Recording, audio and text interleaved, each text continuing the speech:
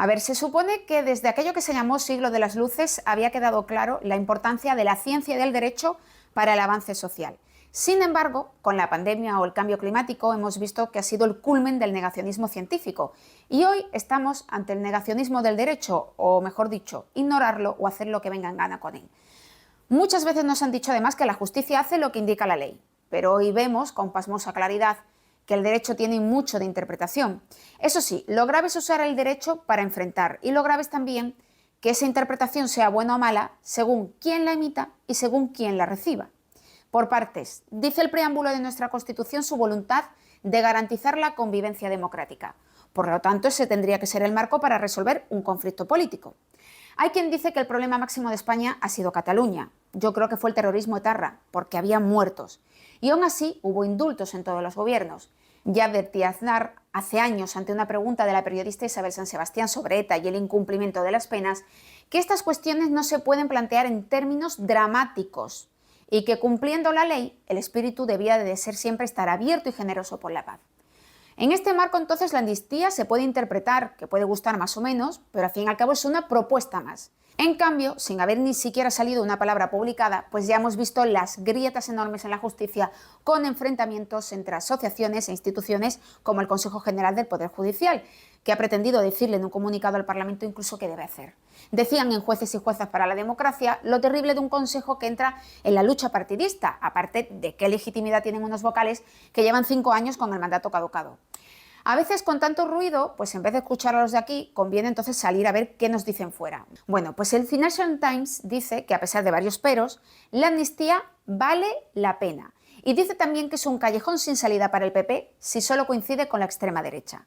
Recordemos que Cataluña fue la gasolina para Vox. Y al final de esto queda la sensación de que quienes han vivido solo de ETA y de Cataluña, porque no tienen nada más que ofrecer en la política, pues se encuentran que con estos dos focos apagados no tienen nada que hacer ni ofrecer.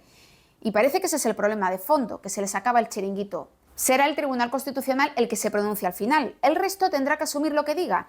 Pero ya ha quedado manchada de nuevo una parte de la justicia que se ha mostrado de todo menos independiente y eso da escalofríos. El mismo miedo da lo que vemos con Israel, porque aquí también se ha politizado cuando el derecho internacional debería de ser la pauta para todo el mundo, pienses lo que pienses.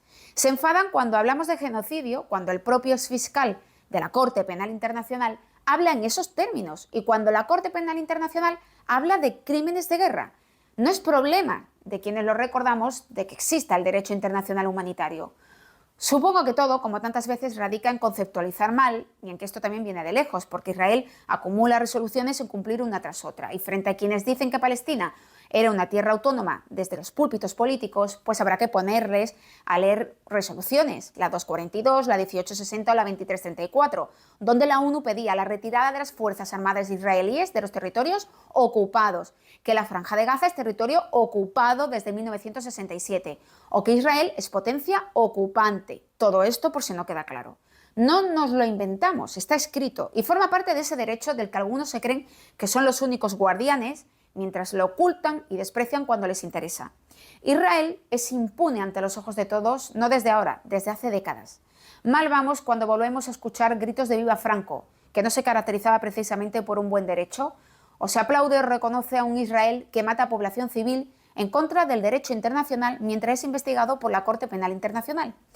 Vamos mal cuando el derecho se diluye en el partidismo, cuando resulta lo contrario de lo que debería o cuando se ignora, porque entonces todo está permitido y se supone que la justicia marca la calidad de una democracia.